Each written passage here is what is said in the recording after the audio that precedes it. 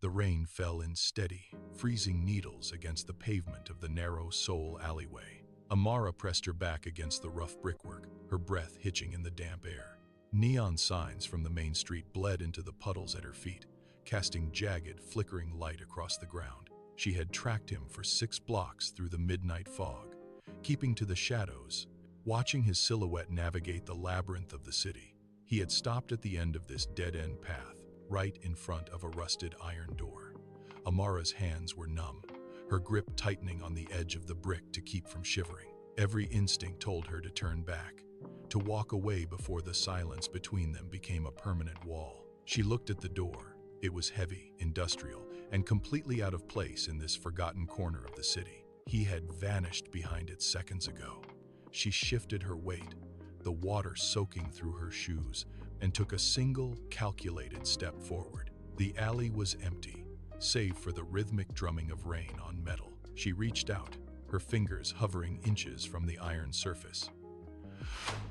The choice was simple: leave and wonder forever, or knock and risk everything she had built.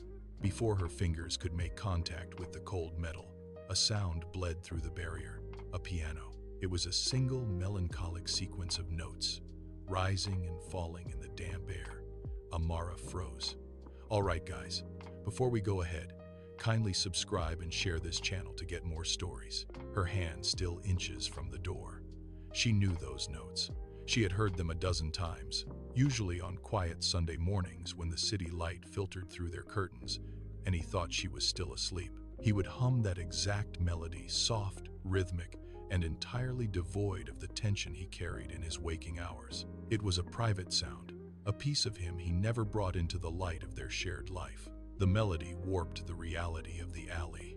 The rain against the bricks faded into the background, replaced by the precise, haunting cadence of the keys. It was not a professional recording. There were hesitations, slight pauses where the player seemed to search for the next chord, mirroring the way he stumbled through sentences when he tried to explain his moods. Each note felt like a key turning in a lock she hadn't realized was holding her back. She closed her eyes, letting the music wash over her, grounding her to the spot. The isolation of the alley seemed to vanish, leaving only the weight of the song and the man who kept it hidden. The melody drifted into the alley, a ghost of the man she thought she knew. Amara pulled her arms tight against her chest, the biting cold of the night air failing to penetrate the heat of her own frustration. She had promised herself long ago that she would never be the woman who loses her own voice in the hollow silence of a man. She had vowed to be the one who speaks, who demands, who stays visible. Yet, standing here in the dark, she felt the weight of that promise fraying. She was tracking him like a shadow, clinging to the periphery of his life, waiting for a key that he refused to offer. The irony burned deeper than the rain. She could turn around now. She could walk back toward the neon glow of the main street and pretend she never heard the piano. But the silence had become a physical burden, a suffocating space she could no longer occupy alone. She took a ragged breath, the damp air stinging her throat. Her resolve hardened. She was not here to be a ghost in his life, nor to let him be one in hers. She stepped away from the brick wall, her boots hitting the wet pavement with deliberate force. She had come too far to retreat into the comfort of her own ignorance. The neon signs from the main street bled into the alley, casting jagged streaks of electric blue and crimson across the wet ground. Amara stood amidst the puddles, a solitary figure in the dark. The light caught the sharp angles of her face, highlighting the defined structure of her cheekbones and the deep, rich tone of her skin. Her hair was pulled back into tight, intricate braids, the edges of her scalp clean and precise. She stood perfectly still, her frame rigid against the cold. The moisture in the air clung to her, darkening the fabric of her coat as it absorbed the heavy mist of the midnight hour. Every few seconds, the flickering sign above buzzed, throwing a strobe effect over the alleyway that turned the rain into falling needles of light. She did not blink. Her gaze remained fixed on the iron door, her jaw set in a line of quiet, unwavering focus. The grime of the city, the oil-slicked ground, and the encroaching fog seemed to swirl around her, yet she remained anchored, a deliberate presence in an environment that felt designed to erase her. She reached out, her fingers pressing into her palms, feeling the grit of the brick wall behind her. She was ready. She thought of Ji-hoon.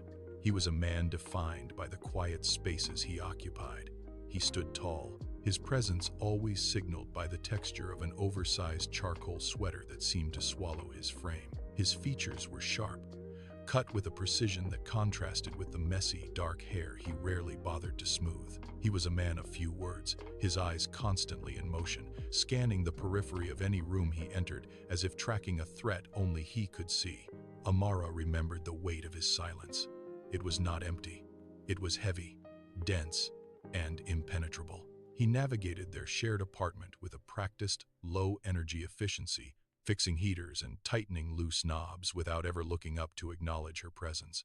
When he was near, the air felt charged with a tension that made her skin prickle. He lived in a world where he kept his phone screen turned face down on every surface, a dark rectangle of glass that he guarded with absolute vigilance.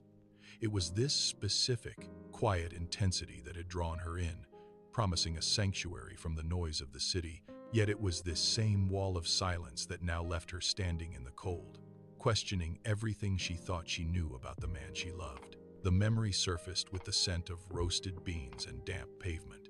It was a Tuesday in Itaewon, the cafe packed with people seeking refuge from a biting wind that rattled the glass panes.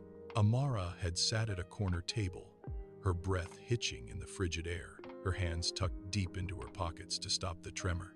The cafe door swung open constantly, letting in gusts of city grit and noise.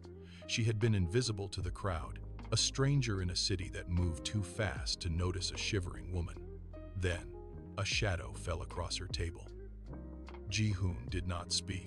He moved a wooden chair from a nearby stack, pulled it to her table with a soft scrape against the floor, and sat. He placed a ceramic cup of steaming tea directly into her line of sight. The heat radiated from the surface, warming her palms as she curled her fingers around the porcelain. He simply watched, his dark hair falling across his forehead, his gaze steady and fixed on her face. He did not ask for her name. He did not offer a greeting. He stayed until her shaking stopped, providing a silent, immovable presence that cut through the chaos of the room. Seoul was a labyrinth of neon and relentless motion. Every street sign remained a puzzle she could not solve, and every conversation in the subway became a wall of sound that she could not penetrate. The city operated on a rhythm she did not possess, leaving her drifting through crowds that parted around her like water around a stone. She spent her days tracking bus routes by icons rather than names, her nights listening to the hum of traffic that never ceased. The isolation was physical. It pressed against her ribs until she felt breathless in the center of a million people. She tried to bridge the gap, repeating phrases until her throat ached, but the meaning never took hold. Then there was Ji-hoon. In a landscape that refused to see her, he was the only point of focus. He did not need the language of the city to communicate. When she walked through the door, after a day of being invisible, he was there. He offered a nod, a simple movement of a hand to indicate a seat, or the steady, predictable motion of preparing a meal. He was the anchor that kept her from being swept away by the sheer, crushing scale of her new life. The early months passed in a rhythm of shared quiet. They occupied the same rooms, moving around each other like planets in a fixed orbit. Amara began to fill the silence with the details of her day, speaking of the markets, the bus routes, and the strange habits of the city.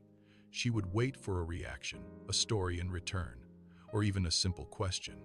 Instead, he would offer a faint tilt of the head or a brief, closed-mouth smile before turning back to his work. The pattern became a habit. She would talk until the sound of her own voice felt like an intrusion. One evening, she gestured to a framed photograph on the mantel, asking about the people in the picture. He did not look up. He set his bowl down, stood, and walked into the kitchen, his footsteps the only response to her inquiry. He remained there, running the faucet until the water drowned out the sound of her breath. She stood in the center of the living area, her hands empty, watching the space where he had been. The distance between them was not physical, but it felt wide enough to hold an entire world of things he refused to let her touch. The apartment became a place of measured movements. Amara learned the exact sound of his keys hitting the table, and the specific weight of his footsteps on the hardwood. She moved through the rooms with a newfound caution, watching for the small, jagged edges of his hidden life. It became a game of proximity. She would approach the living area, and he would be there, hunched over his mobile device. The moment her shadow touched the floorboards, his hand would snap across the screen. He placed it face down on the table with a sharp, hollow click that echoed in the quiet space. He never looked up. He would pivot, his attention shifting instantly to the heater, the window latch, or a book, his movements precise and overly deliberate. She watched from the entryway, her breath held tight in her chest. His phone screen remained a black void, a dark mirror reflecting nothing but the dim ceiling lights. He did not check messages. He did not scroll. He simply guarded the device as if it held the pulse of a life she was not permitted to enter. She stood in the doorway, staring at the back of his head, waiting for a single notification or a stray flicker of light that never came. The rhythm of their life fractured every month on the 14th. It started with a subtle change in his morning routine. He would stop midway through his coffee, his gaze drifting to the calendar on the wall, his jaw tightening until the muscle pulsed. He did not say goodbye. He did not mention where he was going or when he might return. He simply stood, gathered his keys from the counter, and checked his pockets with a rhythmic, frantic precision. Amara would watch from the bedroom, her palms pressed flat against the doorframe, listening to the heavy turn of the deadbolt. The door clicked shut, and the apartment instantly hollowed out. She would walk to the window, watching his frame disappear into the streetlights below. His pace hurried, his posture rigid. He never looked back. She spent those hours pacing the length of the floor, the ticking of the wall clock growing louder until it filled every corner of the room. She would reach for his phone, then pull her hand back, paralyzed by the uncertainty of what she might find. The night stretched into an endless void, the silence no longer a barrier, but a physical weight pressing against her lungs as she waited for the sound of his return. The temperature inside the apartment dipped as the winter air pressed against the glass. The heater had been rattling for days, a metallic clicking that punctuated their silence. Ji-hoon knelt on the floorboards, his tools spread out in a precise, fan-like arc. He worked the wrench with methodical, slow rotations, his focus entirely on the rusted bolts. Amara stood in the doorway, the golden light of the single lamp casting long, distorted shadows across the room. She leaned against the frame, watching the way he kept his head angled away from her. He reached deep into the unit, his arm vanishing into the casing, and pulled out a bent wire. He did not look up. He simply set it aside and reached for the screwdriver. Amara took a step forward, the floorboards creaking under her weight. He froze, his hand hovering over the heater, then resumed his work. She knelt down beside him to reach for a dropped screw, her fingers brushing the cold metal of the floor just inches from his hand. He pulled his arm back instantly, creating a sharp, empty space between them. The heater hissed, a sudden burst of warmth filling the small room, but the air between them remained brittle. He tightened the final bolt, stood up without offering a hand, and walked toward the kitchen, leaving her alone in the golden, suffocating glow. The streets of Seoul were a rushing river of sounds she could not translate. Amara stood at the corner of the market, holding a list of ingredients she had scribbled down from memory. When she tried to ask for the price, the vendor pointed at a sign written in characters that looked like shifting, geometric puzzles. She repeated the words, her tongue tripping over the unfamiliar vowels. The vendor shrugged, his expression shifting from helpful to impatient, and turned to the next person in line. Amara stepped back, the noise of the city suddenly intensifying, a cacophony of voices that excluded her. Every sign, every announcement on the subway, and every overheard conversation became a wall she could not climb. She walked home, her head down, counting the rhythm of her own footsteps, to block out the overwhelming flow of a language she could not grasp. By the time she reached their apartment door, her hands were shaking. She had spent the entire day drifting through a crowded world where she was effectively invisible. Inside, the silence of their home felt like a sanctuary. She needed Ji-hoon not just for the warmth he brought, but because he was the only bridge she had to this city. Without him, She was drifting in a void, and that fear made her hold on to him with a desperate, quiet intensity. Back inside the apartment, the city noise faded into a dull, distant hum. Amara watched Ji-hoon move through the kitchen. He did not speak, but his movements were measured and deliberate. He stopped at the stove, the kettle beginning to whistle, and he reached for her favorite ceramic mug before she even asked. He knew the temperature she preferred, the exact depth of the steep, and the way she held the cup to warm her palms. When he turned, he did not look past her. He looked directly at her. In that gaze, the frantic energy of the day settled. He saw the fatigue etched into her face, the way she slumped against the counter, and he offered a slight, almost imperceptible nod. It was an acknowledgement. He was the only person in this sprawling, million-strong metropolis who recognized her presence. He placed the tea on the table, his fingers lingering on the rim for a second longer than necessary. The gesture was small, yet it carried the weight of a conversation. She drank the tea, feeling the heat radiate through her body, and let out a long, slow breath. In this room, the walls did not feel like boundaries. They felt like a shield. She was seen, and for now, that was enough to quiet the fear of being lost. The apartment remained a quiet harbor, but the tide was turning. Amara began to notice the edges of their life together. She would sit at the small wooden table, waiting for him to recount his day, to offer a piece of his history, or to mention a friend. Instead, he would sit across from her, his attention fixed on the steam rising from his bowl or the distant flickering of the street lamps outside. One evening, she tried to bridge the gap. She asked him about his life before he moved to this district. He paused, his fork hovering midair, then simply stood up to wash his dish. The silence that followed was not the peaceful stillness of the early days. It was heavy, pressing against her ears. She looked at the walls, the closed doors, and the drawn curtains. Everything was perfectly kept, perfectly calm, and completely opaque. She realized then that their love had become a beautiful room with no windows. It was a shelter from the harsh, biting wind of the city, yes, but it was also a place where the air never moved. She was safe from the world outside, but she was slowly suffocating from the lack of light. There was no way to see what lay beyond the threshold of his mind, and the longer she stayed, the more she felt the walls closing in. The clock on the wall ticked with a rhythmic, hollow persistence. Amara lay on her side, eyes half closed, watching the room through the sliver of light cast by the street lamps outside. Ji-hoon was still awake. He sat at the far end of the floor, his back turned to her, his posture rigid. He did not move for a long time, but then his hand reached toward a loose board near the wall. He pried it upward with a slow, deliberate motion. He pulled out a small, rectangular object. When he turned it over in the low light, his entire frame slumped. He stared at the surface of the item, a photograph. His thumb moved across the edges, tracing the lines of a face he had never mentioned. His expression collapsed. It was not the calm, guarded mask he wore during the day. His lips parted, his jaw trembled, and his eyes filled with a weight that seemed to pull him toward the ground.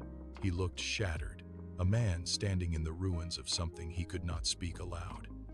Amara watched him from the shadows, her own breath caught in her throat, witnessing the depth of a grief she had never been invited to share. He lingered over the image, his focus narrowing until the rest of the room ceased to exist. Then, a floorboard creaked in the hallway. Ji-hoon snapped his head toward the door, his eyes darting through the darkness. The grief vanished, replaced instantly by a sharp, defensive alertness. He did not hesitate. He pressed the photograph against his chest for a final, fleeting second before sliding it back into the narrow gap beneath the wood. He shoved the board into place with the heel of his hand, forcing it down until it sat flush with the surrounding planks. He stood up, his movements fluid and practiced, and wiped his face with the back of his palm to erase any lingering evidence of the collapse. He stepped toward the window, looking out at the city lights, effectively turning his back on the secret he had just buried. Amara remained perfectly still in the dark, her eyes fixed on the exact spot where the wood had been disturbed. She could see nothing but the flat, unbroken line of the floor, yet the weight of what lay beneath it now filled the entire room. The silence between them grew, no longer just an absence of words, but a heavy physical barricade built of wood and shadow. The air in the room felt thin. Amara kept her gaze fixed on the ceiling, waiting until his breathing evened out into the rhythmic cadence of sleep. Once he was still, she slid from the bed. Her feet touched the cold floor, the sensation sharp enough to ground her. She crept toward the corner, kneeling where the wood sat uneven. She pressed her fingertips against the seam of the board. It held firm. A shiver traced her spine, icy and insistent, blooming from the base of her neck. Who was the person in that photograph? The memory of his face, shattered and raw, clashed with the man she thought she knew. She stared at the boards, her mind racing through the possibilities. Was he mourning a ghost of a life already lost? Or was he actively living a second existence behind a wall of silence? The questions pulled at her, heavy and jagged. She looked toward his sleeping form, his silhouette dark against the window. She realized then that the space between them was not just empty. It was filled with a person she had never met. The doubt settled into her bones, cold and sharp, leaving her to wonder if she was a partner in his life or merely a witness to his performance. Amara retreated to the kitchen, her movements stiff. She poured water into a kettle, the sound of the liquid hitting the metal echoing too loudly in the quiet apartment. She watched him from the corner of her eye. He was already staring out the window, his posture rigid, his mind clearly somewhere else. She decided to break the tension. She set a cup down on the table, the ceramic clattering against the wood. "The 14th is coming up," she said, her voice steady despite the hammering in her chest. Ji-hoon did not turn. He simply tightened his grip on his own mug. His silence was not an accident. It was a choice. That realization hit her with the force of a physical blow. She realized she had two paths. She could continue to be the polite bystander in his life, or she could force the door open. Every fiber of her being screamed for the truth. She looked at his back, then at the floorboard in the other room. Her conscience wavered for a heartbeat, caught between the loyalty she felt for the man who once cared for her and the suffocating need to know who he was hiding. By the time he finally left for work, her decision was absolute. She would not wait for him to speak. She would find out what he was burying. The days leading to the 14th passed in a blur of forced normalcy. Amara moved through the apartment like a ghost, measuring every gesture, watching him move with a new, clinical intensity. She tracked the calendar on the wall, marking the passing dates with small, deliberate scratches. She knew the rhythm now. He would become more restless, his movements sharper, his gaze more distant. When the morning of the 14th finally arrived, the air inside the home felt heavy with impending departure. She watched him from the shadows of the hallway as he stood by the door. He did not say goodbye. He did not look back. He simply stepped out into the stairwell, the heavy door clicking shut behind him with a finality that made her flinch. Amara did not hesitate. She grabbed her bag, shoved her feet into her shoes, and counted to 10. She had to give him enough space to feel invisible, but not enough to lose him in the sprawling maze of the city. As she stepped out into the cool night air, the streetlights seemed to sharpen, turning the pavement into a grid of potential paths. She walked to the corner, her eyes locked on his retreating figure. The status quo was gone. There was only the pursuit. The city moved around them, a blur of neon and rushing traffic that threatened to swallow his figure whole. Amara kept her pace measured, staying 3 blocks back, using the overhangs of storefronts to mask her movement. Every time he turned a corner, she surged forward, her breath hitching in her chest. At the intersection of the main thoroughfare, a wave of commuters surged out of the subway exit, creating a wall of motion. She lost him. For 5 seconds, the panic was sharp and cold. She pushed through the crowd, ignoring the glares, scanning the sea of heads until she spotted his distinct gait moving toward the darker, narrow streets to the north. She started to run. Her lungs burned, but she kept her eyes fixed on the distance between them. He was not looking back. He turned onto a secondary road, the lighting failing as the residential blocks gave way to warehouses and empty lots. She slowed down, pressing her back against a brick wall to catch her rhythm. The air here smelled of damp concrete and ozone. She stepped into the alleyway, watching his form disappear into the gloom ahead. The industrial silence was absolute, broken only by the steady, rhythmic sound of his footsteps echoing on the asphalt. The urban sprawl retreated, leaving behind the jagged silhouettes of abandoned factories and skeletal warehouses. This was the edge of the city, where the lights did not reach and the silence felt heavy, like held breath. Amara moved through the gap in a rusted fence, the metal groaning as it scraped against her skin. The ground here was uneven, littered with shattered glass and discarded debris that crunched under every step. Each piece of refuse felt like a fragment of the life she thought she understood. She paused by a stack of corroded shipping containers, listening to the wind whistle through the hollow steel. The decay was absolute. Vines choked the brickwork, and the smell of rot and damp earth replaced the city's sterile scent. This landscape was a mirror of her current state. The foundations of her trust were being stripped away, leaving only the bare, rusted metal of reality underneath. She watched him walk ahead, his silhouette cutting through the dark like a blade. She did not know what was behind the next door, but she understood now that the truth would not be clean. She reached out, gripping a cold iron rail for support, and forced herself to keep moving into the dark. A low-hanging fog began to bleed from the riverbank, curling around the rusted machinery and damp pavement like a living thing. Within minutes, the visibility dropped to less than a dozen feet. The familiar outlines of the warehouses vanished, replaced by shifting gray walls that muffled the world. Amara stopped. She held her breath, straining to hear the steady impact of his boots on the gravel, but the fog seemed to absorb the sound. She reached out, her fingers brushing against a cold, wet pipe to steady herself. The dampness clung to her skin, chilling her as she navigated the featureless space. Every direction looked identical, a void of shadow and mist that mirrored the uncertainty in her own mind.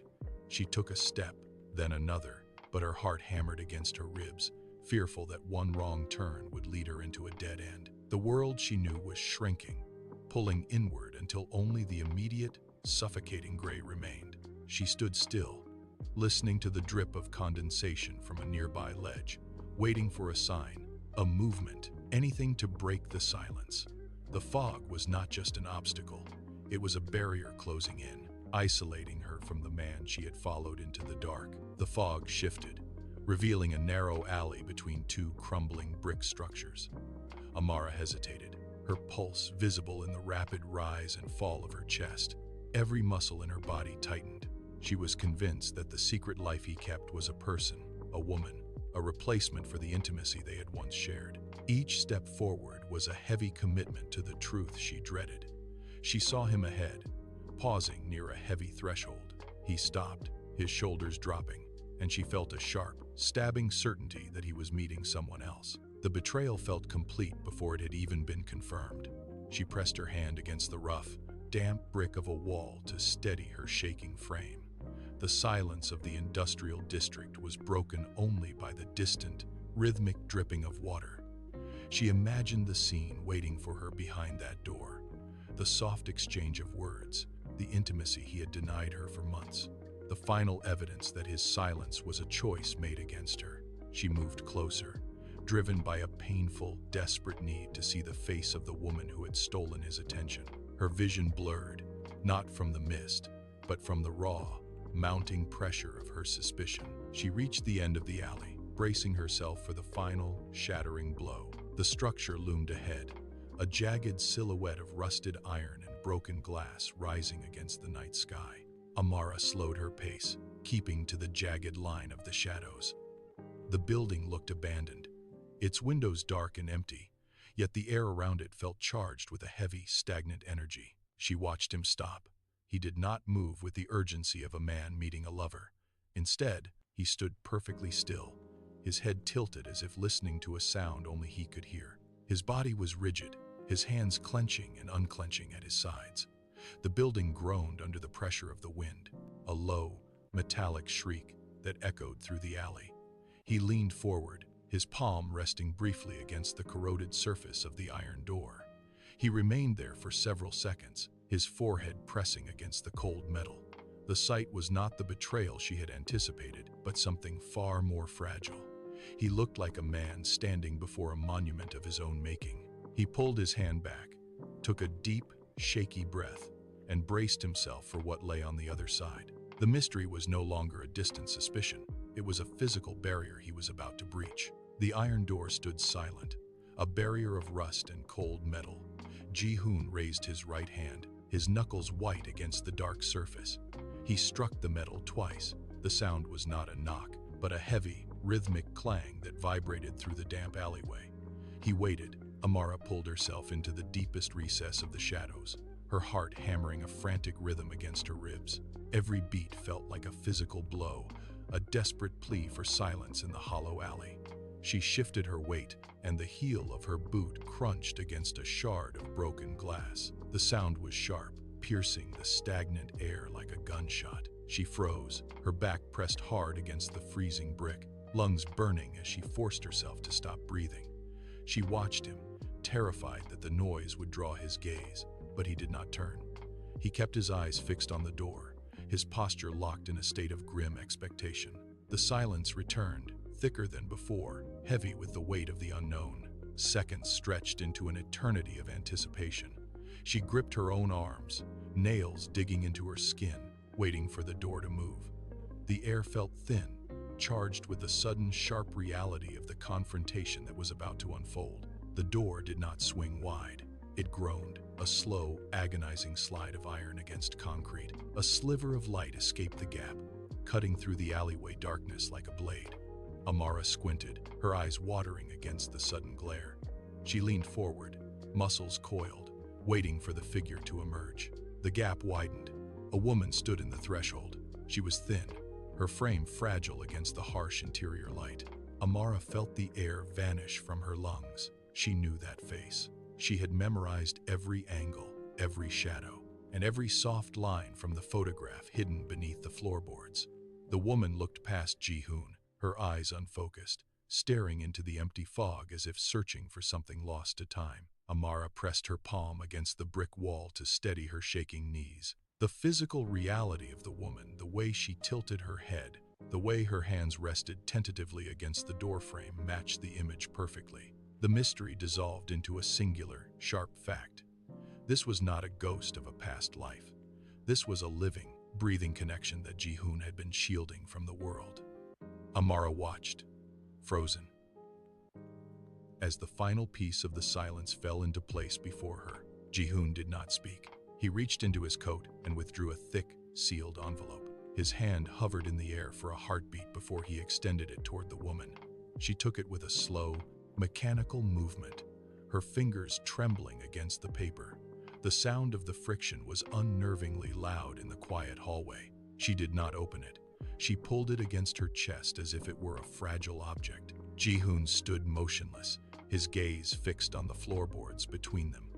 He offered no greeting, no smile, and no touch. The air between them felt heavy, drained of the usual warmth of human contact. It was a transaction of necessity, etched with a profound, quiet resignation. Amara watched the scene from the darkness, her eyes tracing the way the envelope disappeared into the woman's grip. There was no intimacy here, only the stark, cold reality of a debt being settled. The woman retreated a step, the metal door beginning to swing closed, yet Ji-hoon remained rooted to the spot, his focus lingering on the space where she had just stood. Every movement was deliberate, stripped of urgency, and colored by a deep, hollow sadness that refused to be named. The heavy iron door clicked shut, sealing the woman and the light behind a wall of rusted metal. Ji-hoon did not turn away. He pressed his forehead against the cold surface of the door, his posture buckling as if the frame were the only thing holding him upright. His hands, which had been steady only seconds before, began to shake violently. He gripped the edges of the door, his knuckles turning white, and then he began to sob. It was a jagged, rhythmic sound that tore through the quiet of the alleyway. His shoulders rose and fell in heavy, uneven spasms. Amara watched from the shadows, her breath hitching in her throat. She expected him to straighten up, to wipe his face, to return to the man who spoke only in gestures and calm silences. Instead, he slid down the metal surface, his knees hitting the wet concrete with a dull thud. He buried his face in his hands, his entire frame shuddering under the weight of a grief he had been carrying alone. The suspicion that had driven her to this alley evaporated, replaced by the raw, physical evidence of his suffering. He was not hiding a life. He was being crushed by one. Amara took a step forward, the gravel crunching beneath her weight. The sound seemed deafening in the stagnant air of the alley. Ji-hoon was still slumped against the iron door, his breathing ragged and shallow. She looked at the gap in the doorway, where the woman had vanished, then back at the man who had been the anchor of her life for months. Every instinct told her to turn back, to keep the distance that had defined their relationship, but the sight of him unmoored her. She crossed the remaining feet of wet pavement, her pulse hammered against her ribs, a rhythmic reminder of the risk she was taking. She reached out, her hand hovering near his shoulder, but she did not touch him yet. Instead, she pushed the heavy iron door wider. It groaned on rusted hinges, protesting the movement. A sliver of stagnant, cold air drifted out from the darkness beyond. Amara did not hesitate. She gripped the edge of the door, pulled it fully open, and stepped across the threshold, leaving the safety of the shadows to finally see the source of his silence. The door swung shut behind her, cutting off the city noise. The air inside was different, thick, cold, and heavy with the sharp, biting scent of industrial antiseptic. A single fluorescent light flickered overhead, casting long, erratic shadows against walls where paint had peeled away in dry, gray flakes. Amara took a hesitant step forward. Her boots clicked against the cracked linoleum floor, a sound that seemed to echo down the narrow, windowless corridor. To her left, a row of identical doors stood closed, their wooden frames splintered and stained. There were no nurses, no reception desk, no signs of life beyond the rhythmic hum of a failing heater somewhere deep in the walls. A plastic chair sat overturned in the center of the hall, covered in a fine layer of dust. The walls felt like they were pressing inward, the space narrow and suffocating. She moved past a cart loaded with rusted metal trays and discarded medical supplies. Every detail confirmed the bleak reality of this place. It was a facility built on austerity and quiet neglect, a hidden corner of the city where time and hope had long since stalled. She gripped the wall to steady herself, the concrete beneath her fingertips damp and gritty. The corridor curved sharply to the right, ending at a heavy steel door that stood slightly ajar. Amara slowed her pace, her feet barely brushing the floor to avoid making a sound. A low, rhythmic melody drifted out from the room, a tune she had heard Ji-hoon hum in his sleep on quiet, rain-drenched nights.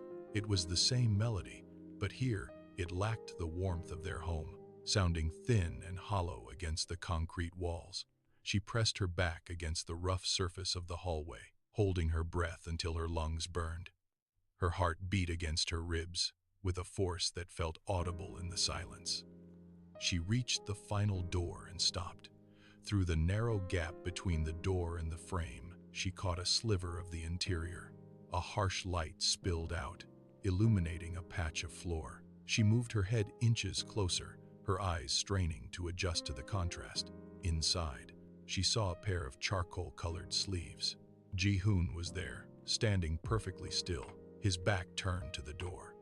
He was leaning towards someone, his posture rigid, his shoulders hunched under a weight she could not yet name. The air was still, frozen in the moment before a collapse. Amara leaned forward, her shoulder brushing the frame as the door creaked an inch wider. Inside, the woman sat in a high-backed chair, her hands resting motionless in her lap. She wore a thin, white gown, her hair falling in uneven strands around her face. Ji-hoon reached into his pocket, pulling out a thick, sealed envelope. He stepped toward her, his movements stiff and measured. When he reached her, he placed the envelope on the small table and bowed his head, his forehead resting against the edge of the chair. The woman did not acknowledge him. She simply stared at the wall, a vacant, rhythmic twitch in her fingers. Ji-hoon's shoulders began to jerk, a silent, violent shaking that rattled his frame. He knelt on the cold floor, pressing his face into her hand. The woman looked down, her eyes tracking the movement of his dark hair with a slow, hollow curiosity. It was not a stranger, but his sister. The tragedy of the past hung in the air between them, etched into the lines of his posture. He was not here for secrets or betrayal. He was here as a guardian, tethered to a life he had been trying to piece back together alone. Every movement he made was an act of penance, a desperate attempt to bridge the distance between his world and her silence. Amara watched the scene unfold, the pieces of the last year clicking into a painful, coherent picture. She remembered the nights he spent staring at the wall, the phone screens that went black when she entered a room, and the way he vanished every 14th of the month. She had interpreted his distance as a lack of trust, a deliberate exclusion of her presence. Now, she saw the reality. He had not been hiding a life. He had been shielding her from the wreckage of his own. He carried the full weight of his sister's care, the financial strain, and the crushing guilt of a past tragedy, keeping it locked within himself so it would not bleed into their home. The silence was not a fortress built to keep her out, but a perimeter he maintained to keep the chaos of his history from touching her. She looked at his trembling hands, the way he collapsed under the pressure of his duty, and realized he had been suffering in isolation to preserve the peace they shared. The bitterness that had fueled her pursuit through the fog evaporated. She saw the cost of his love, a life lived in the shadows so she could remain in the light. He was not a man who had lied to her. He was a man who had sacrificed his own peace of mind to ensure she would never have to carry his demons. A single floorboard groaned under Amara's weight. The sound was sharp, cutting through the low hum of the room like a blade. Ji-hoon stopped his movement, his hands still pressed against the hospital bed. He did not turn immediately. His breath hitched, a jagged intake of air that echoed off the peeling paint of the walls. Then he pivoted. His body moved with a sudden, jerky precision, his heels scraping the concrete. He saw her. The air seemed to vanish from the room, leaving a vacuum that pulled the focus entirely onto the space between them. His eyes widened, reflecting the harsh, flickering fluorescent light overhead. He looked at her, then back at his sister, then back to her again. He tried to speak, but his jaw locked. He remained braced against the side of the bed, his knuckles turning white as he gripped the metal railing. The secret he had spent years insulating her from was now standing right in front of him. There was no room left for the distance he had maintained. The protective shell he had built around his history had been breached, and for the first time in their relationship, he was completely without defense. Ji-hoon stood still, his muscles locked in a rigid, unnatural pose. He did not retreat. He did not reach for his phone or offer a rehearsed explanation to fill the silence. The years of practiced evasion had finally run their course, leaving him completely exposed. His shoulders rose and fell with heavy, uneven breaths that shuddered through his frame. He looked at Amara, but his gaze was vacant, as if he were still processing the reality that his two worlds had finally merged. He did not attempt to shield his face or turn away from her scrutiny. Instead, he let his hands drop to his sides, his fingers twitching against his thighs. Every line on his face spoke of the exhaustion of keeping this secret, a fatigue that seemed to pull him toward the floor. He remained rooted to the spot, a man who had exhausted his capacity for deception. He stood there, waiting for the impact of her judgment, his jaw tight, his posture slumped with the weight of a burden that had finally broken through the surface. The room felt smaller, the air thick with the residue of his long-held silence. Yet he stood his ground, offering no words to bridge the distance between them. The stillness in the room deepened until the sound of his own breathing became the only pulse left in the air. Ji-hoon let out a long, ragged exhale that seemed to drain the remaining tension from his frame. His knees buckled, not from a blow, but from the sudden absence of the walls he had spent years maintaining. He sank toward the cold concrete floor. His hands reached out, palms flat against the grimy surface to steady his descent. He did not look up. He did not seek validation or forgiveness with his eyes. He stayed there, knelt on the hard ground, his head bowed until his forehead nearly brushed the dust. His shoulders shook with the force of his release. He remained in that position, a figure of absolute surrender, stripped of all pretense. The room grew colder, but he did not move to stand. He offered his presence in its most fragile state, a man who had finally stopped fighting the weight of his own history. He stayed anchored to the floor, waiting for the world to settle around him, his posture screaming the truth that he could no longer carry the burden alone. Amara stood rooted to the threshold, her breath hitching once, then leveling out into a slow, rhythmic cadence. The sharp edges of the anger she had carried through the city streets began to dull. She watched the way his shoulders jerked with every uneven exhale, the raw, unpolished reality of his grief filling the space between them. Her hands, which had been clenched into tight fists at her sides, slowly uncurled until her fingers hung loose. She did not look away. She scanned the room, the dim light catching the dust motes in the air, the sterile scent of the facility, and the slumped line of his back. Every expectation she had held about his secrets crumbled against the sight of him kneeling there. The suspicion that had driven her through the fog evaporated, leaving only a hollow, aching clarity in its place. She remained motionless, a silent observer to the collapse of his long-guarded walls. The tension in her jaw slackened, and her gaze softened, tracing the tremor in his hands against the floor. She did not move to speak, yet the air around her shifted, the sharp defensive posture she had maintained for weeks finally melting into a profound, heavy stillness. Amara took her first step forward. The movement was deliberate, her boot clicking against the cracked linoleum.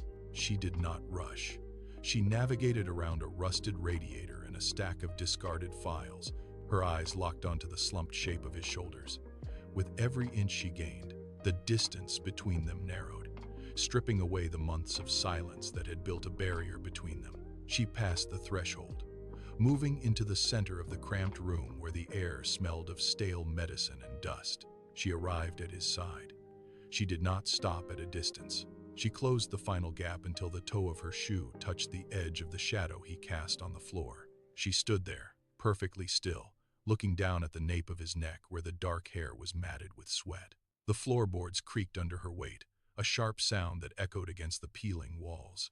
She breathed in, slow and deep, the rhythm of her lungs steadying the chaotic energy of the room. She was no longer a shadow in the doorway. She was a presence, solid and grounded, standing directly in the space he had carved out for his grief. Amara shifted her weight, the fabric of her coat rustling in the quiet room. She did not speak. Words felt insufficient against the weight of his shaking frame. Instead, she bent her knees, the floorboards groaning slightly as she lowered herself to the cold, hard ground beside him. She moved slowly, giving him every second to retreat, but he remained motionless, head bowed, eyes fixed on the floor. She reached out, her fingers finding his. His skin was cold, his grip initially limp, but as she tightened her hold, his fingers curled reflexively around hers. She felt the calluses on his palms, the rhythmic pulse of his tremors, and the raw, physical reality of his exhaustion. She pulled his hand toward her, resting it against her own knee to steady the shake. She did not pull him up. She simply stayed there, anchored, a fixed point of gravity in his storm. The silence in the room changed, losing its jagged edge and becoming something shared. She watched his breathing begin to sync with her own, the sharp, ragged gasps slowing into deep, heavy inhales. She held his hand with a firm, unyielding pressure, a silent promise that the burden he had carried in the dark was now held by two. The room remained still, save for the hum of the overhead light. Amara kept her gaze fixed on Ji-hoon until a soft rustle pulled her attention toward the center of the room. The woman in the chair moved. It was a slow, deliberate tilt of her head. Her eyes, clouded by years of distance, drifted from the peeling wall to the two figures huddled on the floor. Amara held her breath. The sisters' gaze landed on their joined hands. There was no confusion in that look, only a piercing, sudden clarity. She shifted her shoulders, leaning forward just enough to bring them into her field of vision. Her lips parted, though no sound escaped. She looked at Ji-hoon, then at Amara, her eyes tracing the way they were anchored to one another. For a heartbeat, the weight of the years seemed to suspend in the air. The sister reached out a trembling hand, letting it hover in the space between them before resting it against the arm of her chair. It was a gesture of acknowledgement, a silent bridge formed in the harsh light. The isolation that had defined this room for so long flickered and dimmed. In that shared gaze, the secret was no longer a wall, but a path they were finally walking together. The hum of the fluorescent light seemed to sharpen, vibrating through the floorboards. Ji-hoon lifted his head. His eyes were red, the skin around them tight, but the frantic, scanning movement that usually defined his gaze had vanished. He looked at Amara, really looked at her, without the need to glance at the exits or the shadows. The barrier of his silence, constructed over years of guilt, crumbled in the static air of the room. He let go of his own knees, his palms resting flat against the floor as he pushed himself upright. Amara stood with him, her hands still locked in his, their movements slow and heavy like divers surfacing from deep water. He turned to face the room, then back to the woman in the chair. He did not bow this time. He stood straight, his shoulders square, finally allowing the truth to exist in the open space between them. The air felt lighter, stripped of the suffocating pressure of things left unsaid.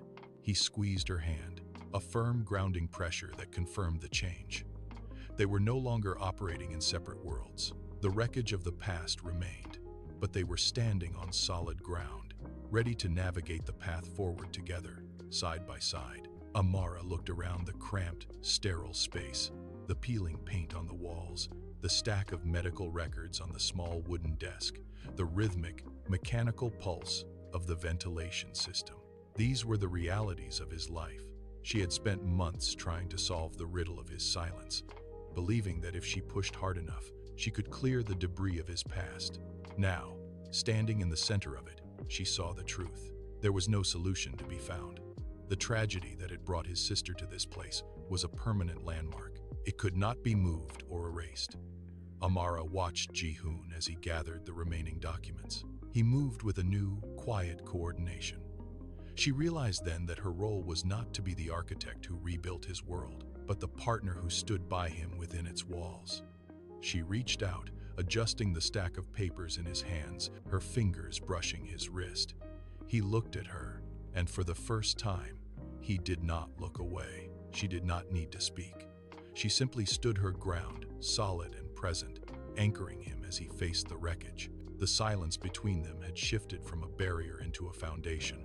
The heavy iron door groaned as they pulled it shut, the sound echoing briefly against the brick before dying out. Outside, the night air hit them, cool and damp against their skin. The midnight fog clung to the street lamps, turning the neon signs of the city into soft, blurred glows. Amara kept her hand firmly in his, feeling the steady rhythm of his pulse through his palm. They walked away from the derelict building, their boots clicking in unison against the wet asphalt. The alleyway, which had felt like a maze of shadows only an hour ago, now opened into the wider network of the city. The fog no longer felt like a barrier or a place to hide. It swirled around them, indifferent and vast, but for the first time, they were not navigating it alone. Ji-hoon slowed his pace, his eyes no longer darting toward the darkness at the edge of his vision. He kept his gaze forward, fixed on the path ahead. They passed the puddles reflecting the city lights, stepping over the ripples together. The weight of the evening remained, but the path was clear, and they moved into the quiet hum of the night, leaving the locked door behind them. Amara watched the rhythm of his breathing as they walked.